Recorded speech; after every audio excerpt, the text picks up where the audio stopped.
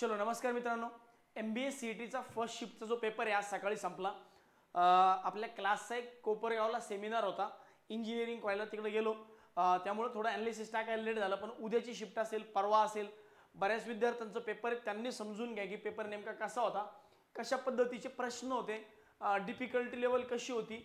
Overall आजच्या लेक्चरमध्ये किंवा या व्हिडिओमध्ये मी तुमच्यासोबत काय काय डिस्कस करणार आहे। महत्त्वाचा मुद्दा की नेमका एक्झामचा फ्लो कसा होता, कुठला कुठला सब्जेक्ट कुठल्या लेवलला होता, मिक्स क्वेश्चन होते, वेगवेगळे होते, सोबत पेपर पॅटर्न सब्जेक्ट वाईज कसा होता, म्हणजे कोणत्या विषयात काय काय क्वेश्चन्स विचारलेले होते, अबाउट अपकमिंग शिफ्ट, पुढच्या एक्झाममध्ये पुढच्या शिफ्टमध्ये काय करावं, आणि सेफ अटेम्प्ट अगोदर आणि अपकमिंग शिफ्टची स्ट्रॅटेजी नंतर। तर या पद्धतीने वन बाय वन सगळ्या गोष्टी डिस्कस करूया। सगळ्यात पहिल्यांदा स्टार्ट करूया इंग्लिशपासून। इंग्लिशबद्दल जर मुलांचं मत म्हणलं तर इंग्लिशमध्ये दोन RC पॅसेज होते, एक छोटा पॅसेज होता, एक मोठा होता, पण दोघांवरही जास्त क्वेश्चन नव्हते, 5-5च क्वेश्चन होते RC पॅसेजवर। एक पॅसेज थोडासा लेंदी होता, त्यात जवळपास 3-4 पॅरेग्राफ होते, आणि जो दुसरा पॅसेज होता हा कंपॅरेटिव्हली थोडासा छोटा होता, त्याच्यावरही 5 क्वेश्चन होते, असे 10 क्वेश्चन इंग्लिशवर होते। सर स्टोरी बेस वगैरे होतं का, तर नाही, स्टोरी बेस वगैरे टोन नव्हता, नॉर्मल टोन होता, म्हणजे जे नॉर्मली आपल्याला बँकिंगच्या प्रीमध्ये विचारल्या जातात त्या टाईपचे क्वेश्चन्स। व्होकॅब बेस क्वेश्चन्स खूप होते, म्हणजे अँटोनिम्स, सिनोनिम्स, आणि हे रिलेटेड टू हे नव्हते, म्हणजे असं नाही की बाबा व्होकॅब बेस क्वेश्चन आहेत तर मग ते RC वर विचारले का, नाही RC वर नव्हते विचारले, डायरेक्ट व्होकॅब विचारलं होतं, म्हणजे डायरेक्ट या शब्दाचा विरुद्धार्थी शब्द, समानार्थी शब्द त्या टाईपमध्ये। एररचे क्वेश्चन किती होते, बऱ्यापैकी एररचे क्वेश्चन होते, 6-7 क्वेश्चन एररचे होते। सिंगल फिलर, यात सिंगल फिलरमध्ये पण क्वेश्चन सोपे होते, प्रोनाऊन नाऊन वगैरे विचारले होते, दे मिल का, दे येईल का, या टाईपचं नाऊन प्रोनाऊनचे बरेच क्वेश्चन होते। सेंटेन्स इम्प्रूव्हमेंटमध्ये काय, या शब्दाच्या जागेवर काय इम्प्रोवाइज करून ठेवता येईल अशा टाईपचे क्वेश्चन होते। आणि वर्ड रिप्लेसमेंट म्हणजे आता ॲक्च्युली हे दोन्ही क्वेश्चन बऱ्यापैकी सेमच होते, म्हणे मुलांचं म्हणणं असं की दोन्ही क्वेश्चन सेमच होते, तर अशा पद्धतीने इंग्लिशचा पेपर पॅटर्न होता। इंग्लिशबद्दल जर बोलायचं झालं तर ज्यांचं बेसिक चांगलं रिडिंग आणि याच्यातनं जास्तीत जास्त थोडंसं ग्रामरवाला पार्ट होता, म्हणजे वर्ड रिप्लेसमेंटमध्ये ग्रामॅटिकल क्वेश्चन जास्त होते, इनफॅक्ट सिंगल फिलरमध्ये पण ग्रामॅटिकल पार्ट जास्त होता।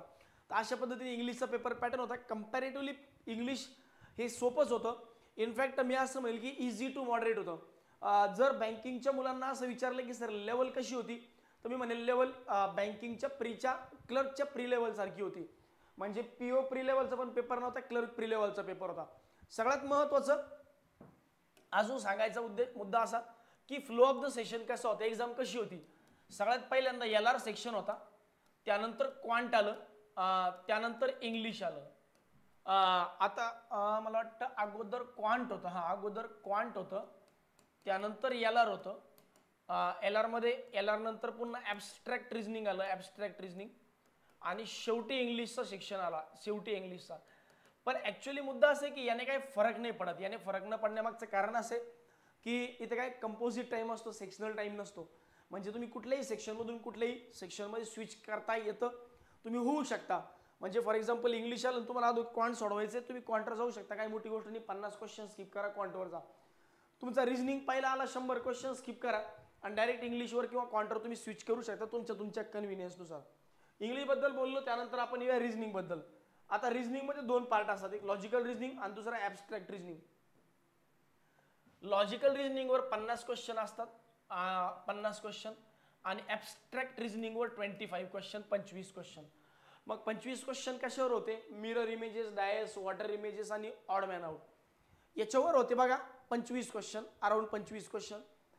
रिझनिंगबद्दल जर मुलांचं बोलायचं झालं तर रिझनिंग पोरं म्हणत होते की सर पझल तर होते, पण एवढे भिकारी होते की अराउंड 2-2, 3-3 लाईनचे, हार्डली 3-3, 4-4 लाईनचे पझल होते, आणि ते फार इझिली बसायचे, 5-5 क्वेश्चन त्याच्यावर विचारले होते। एक बिझनेस प्रोफेशन, बिझनेसमध्ये असणारे वेगवेगळे प्रोफेशन त्या रिलेटेड एक पझल होतं, आणि एक पॅरलल लाईनचा एक सिटिंग अरेंजमेंट होतं। कोडिंग डिकोडिंग, यांचं कोडिंग डिकोडिंग नॉर्मली थोडंसं वेगळ्या टाईपचं असतं। कोडिंग डिकोडिंग कसं होतं, जसं रिलेट करतो आपण की जसं पाणीशी रिलेटेड, पाण्याशी माशा, फिश, जसं काय म्हणू शकतो आपण गवत, घोडा, तर त्या टाईपमध्ये ज्याला आपण काय म्हणू शकतो क्लासिफिकेशन पण म्हणता येत त्याला, त्या टाईपचं। त्यानंतर कोडिंग डिकोडिंगचे असे सिंगल क्वेश्चन होते, वर्ड ऑफ सेट नव्हता, म्हणजे जे आपण म्हणतो की चायनीज कोडिंग काला नासाला मूग, तर या टाईपचं नव्हतं, डायरेक्ट क्वेश्चन होते. पझल झालं. त्यानंतर ब्लड रिलेशनचे 7 ते 8 क्वेश्चन होते. आता ब्लड रिलेशनचे नॉर्मल बँकिंग सारखे क्वेश्चन नव्हते. इथं असं होतं पॉइंटिंग टू अवर्स फोटोग्राफ. एका फोटोग्राफला बघून मी सांगतो की हा जो फोटो आहे हा माझ्या मामाच्या एकुलत्या एक मुलाच्या आईचा फोटो आहे.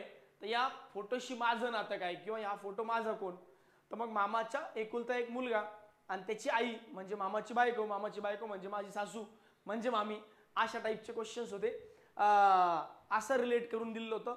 हे पॉइंटिंग टुवर्ड्स फोटोग्राफ जास्त क्वेश्चन होते. डिस्टन्स डायरेक्शनचे सेट होते 2-2, 3-3 क्वेश्चनचे, आणि अराउंड 1-2-3 सेट होते डिस्टन्स डायरेक्शनचे. मिसिंग नंबर सिरीजचे 2 क्वेश्चन होते. कॅलेंडरवर 1 क्वेश्चन होता. ऑड मॅन आउटवर 3 ते 4 क्वेश्चन होते. सर तुम्ही म्हणणार सर रिजनिंगमध्ये मिसिंग नंबर सिरीजचे क्वेश्चन कसं काय आले? येतात. रिजनिंगमध्ये मिसिंग नंबर सिरीजचे क्वेश्चन येतात. ऑड मॅन आउटचे 3-4 क्वेश्चन होते अल्फाबेट रिलेटेड. त्यानंतर अल्फा न्यूमरिक सिरीजवर 5 क्वेश्चन. अल्फा न्यूमरिक सिरीज म्हणजे आपलं ते एक लांबच्या लांब सिरीज असते ज्याच्यामध्ये 20-25 अल्फाबेट दिलेले असतात. काही नंबर्स असतात, काही अल्फाबेट्स असतात, त्यानंतर काही सिम्बॉल्स असतात, त्याच्यावर related question. Alphabets missing म्हणजे सपोज AMN SQT, तर पुढचं काय येईल या टाईपचा अल्फाबेट सिरीज. सिलोइझमवर 5 ते 7 क्वेश्चन होते. हे ॲब्स्ट्रॅक्ट आणि हे नॉर्मल लॉजिकल रिजनिंग. तर याच्यावर अराउंड 75 क्वेश्चन आणि तिकडं 25 क्वेश्चन, असा अराउंड 100 मार्कांचं लॉजिकल रिजनिंग होतं. Logical reasoning plus abstract reasoning. यानंतर वळूया क्वांटिटेटिव्ह ॲप्टिट्यूडकडे. 50 पैकी अराउंड 20 ते 25 क्वेश्चनचं वेटेज इकडं होतं तुमच्या याच्यावर कमर्शियल मॅथ्स, अरिथमॅटिक ज्याला आपण म्हणतो. मग त्याच्यामध्ये प्रोबॅबिलिटीवर जास्त फोकस होता. प्रोबॅबिलिटीवर 3 ते 4 क्वेश्चन होते. 3 ते 4 क्वेश्चन. एजेसवर 1 क्वेश्चन होता. पार्टनरशिपवर 2 ते 3 क्वेश्चन होते. बोट अँड स्ट्रीमवर 1 क्वेश्चन. ट्रेनरवर 1 क्वेश्चन. याच्यावर 4-5 क्वेश्चन आणि CIवर 1 का 2 क्वेश्चन. अशा टाईपमध्ये अराउंड 20-30 क्वेश्चन होते. जास्त होते याच्यावर क्वेश्चन. ज्या मुलाने पेपर दिला, ज्याने मला पेपर ॲनालिस्ट आणून दिलं, तर त्याला टाईम नाही पुरला. म्हणजे काय होतं की आता पेपरची डिफिकल्टी लेवल खूप इझी होती, पण ज्याची स्पीड चांगली त्याच्याकडून भरपूर अटेम्प्ट होण्यासारखे होते. इकडे DI मध्ये 10 क्वेश्चन, मिसिंग नंबर सिरीजमध्ये 2 क्वेश्चन, रॉंग नंबर सिरीजमध्ये 4 ते 5 क्वेश्चन, आणि व्हेन डायग्रामचा एक सेट होता. म्हणजे अशा टाईपची एक व्हेन डायग्राम दिली होती आणि या व्हॅल्यूज दिल्या होत्या. आणि मग तुम्हाला प्रश्न विचारले होते ओनली A काय, ओनली B काय, बोथ A अँड B टुगेदरची व्हॅल्यू काय, अशा टाईपची. म्हणजे तुम्हाला काय व्हेन डायग्राम सेट करायची बसायची गरज नव्हती. केस लेटर 4 ते 5 क्वेश्चन होते. अशा पद्धतीने 20-25 इकडं आणि 20-25 तिकडं, अशा पद्धतीने 30-50 क्वेश्चनचा हा क्वांटिटेटिव्ह ॲप्टिट्यूडचा पार्ट. मग आता ओव्हरऑल जर बोलायचं झालं तर पेपरची डिफिकल्टी लेवल कशी होती, तर पेपर एकदमच इझी होता. बँकिंगच्या मुलांनी सहज चांगल्या पद्धतीने मार्क्स मिळवण्यासारखा, चांगल्या पद्धतीने अटेम्प्ट करण्यासारखा. तसं जर विचार केला तर ॲव्हरेज अटेम्प्ट बद्दल जर बोलायचं झालं तर मी एवढंच सांगेल, हा ॲव्हरेज अटेम्प्ट हा ॲव्हरेज विद्यार्थ्याचा आहे. चांगला एखादा विद्यार्थी असेल ज्याची प्रॅक्टिस चांगली आहे, 2 तासात 200 क्वेश्चन आरामात मारून आला असेल, विदाऊट तुक्के म्हणतोय मी, म्हणजे तुक्के बिक्के न मारता डायरेक्ट 2 तासात 200 क्वेश्चन. फक्त रिजनिंगमध्येच थोडा टाइम लागला असेल. म्हणजे रिजनिंगचे 60 क्वेश्चन जे 100 क्वेश्चन सोडवायला तुम्ही 60-70 मिनिटांचा वेळ जर दिला असता, तर इंग्लिशला 25 मिनिट आणि क्वांटला 30 मिनिटं जर दिले, तर आरामात तुमचा पेपर जो आहे हा 170-180च्या घरात जाणं फार काही अवघड गोष्ट नव्हती. तर 160-70-80 क्वेश्चन सुटण्यासारखे होते. म्हणजे मिनिमम जर बोलले तर 150, मॅक्सिमम जर बोललो तर 180-90 पर्यंत जाणं सहज होतं. टाइम कुठे जास्त जातो, मिरर इमेजेस वगैरे जातो. तर जास्तीत जास्त विद्यार्थ्यांना मी एवढं सांगेल की मिरर इमेजेस किंवा ॲब्स्ट्रॅक्ट रिजनिंगमध्ये जास्त टाइम वेस्ट करू नका. टाइम उरला तर मिरर इमेजेस म्हणा, वॉटर इमेजेस म्हणा, ऑड मॅन आउट म्हणा, ते सोडवा. सगळ्यात पहिल्यांदा काय करा, गेल्या जो सेक्शन तुम्हाला जास्तीत जास्त आवडतो तो उरकून टाका. क्वांट उरका, इंग्लिश उरका. त्यानंतर जर वेळ उरतो तर ॲब्स्ट्रॅक्ट रिजनिंग घ्या. अदरवाईज ॲब्स्ट्रॅक्ट रिजनिंगचे क्वेश्चन फार सुटण्यासारखे असतात, पण टाइम खूप जास्त जातो. त्यामुळे ॲब्स्ट्रॅक्ट रिजनिंग जास्त नाही लागत बसू नका. ॲव्हरेज अटेम्प्ट या पद्धतीने अप्पर जर म्हणलं तर 110 आणि हे 45 मी अबो ॲव्हरेज म्हणतोय. 110 आणि 45 155. पण हे कुणाचे, हे ॲव्हरेज अटेम्प्ट आहेत. एखादा चांगला मुलगा असेल तर इकडे 45 प्लस, इकडे जवळपास 70 आणि इकडे जवळजवळ 50-50. तर हे 110 नाही, हे लॉजिकल रिजनिंगचे जास्त आहे रे. लॉजिकल रिजनिंगचे 70 ते 80 बोलायचे. 70 ते 80 तेच तर मला ते 75 नाही 150 क्वेश्चन होते ना, 100 क्वेश्चन होते तिकडे. तर 80 आणि 45 म्हणजे 120 आणि 45 165 हे झाला ॲव्हरेज. ॲव्हरेज मधला कॅन्डिडेट ज्याची प्रॅक्टिस थोडीशी कमी आहे, ज्याची प्रॅक्टिस चांगली आहे, त्याला अराउंड इकडे 90च्या आसपास क्वेश्चन, इकडून 50 आणि या पद्धतीने, तर 180च्या आसपास अटेम्प्ट जाणं हा काही फार मोठी गोष्ट नव्हती जर तुमची प्रॅक्टिस चांगली असेल तर. आणि पुढच्या अपकमिंग शिफ्टमध्ये काय काय बदल होऊ शकतात ते शॉर्टमध्ये समजून घेऊया. अपकमिंग शिफ्टमध्ये काय होऊ शकतं, क्वेश्चन कमी जास्त होतील. जसं आज प्रोबॅबिलिटीवर 3-4 क्वेश्चन विचारले आणि SIC यावर एकच होता, तर उद्या SIC यावर 3-4 येतील, प्रोबॅबिलिटीवर कमी येतील. मिसिंग नंबर सिरीजवर 2 होते, रॉंग नंबर सिरीजवर 5 होते. उलट होऊ शकतं, मिसिंग नंबर सिरीजवर 5 आणि रॉंग नंबर सिरीजवर 2-3 क्वेश्चन. अशा हिशोबाने स्विच होऊ शकतं, कमी जास्त नंबर ऑफ क्वेश्चन होऊ शकतात. पण पेपर पॅटर्नमध्ये असं नाही होणार की आज पेपर खूप सोपा आहे उद्या अवघड येईल, किंवा उद्या अवघड परवा दिवशी खूप सोपा येईल, असं नाही होणार.